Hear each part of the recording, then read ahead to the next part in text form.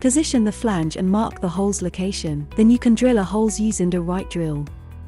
Fit the flange on the pipe. Install the olive ring and tighten it using your hands. You can use different tips of pipes like copper, PEX, or PVC pipe.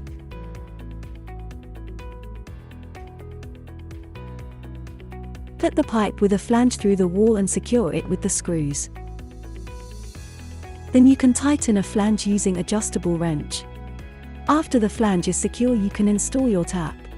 Screw the tap until a Teflon ring is inside the flange. The tap have got Teflon ring already installed. Then tighten the tap with adjustable wrench. Connect your pipes and you are ready to go. Our product is certificate and patented. For more information, contact main distributor.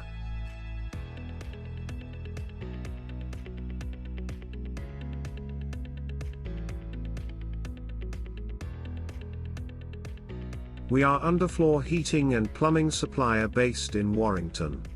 Please find more information on our website, pswtradesuppliers.co.uk.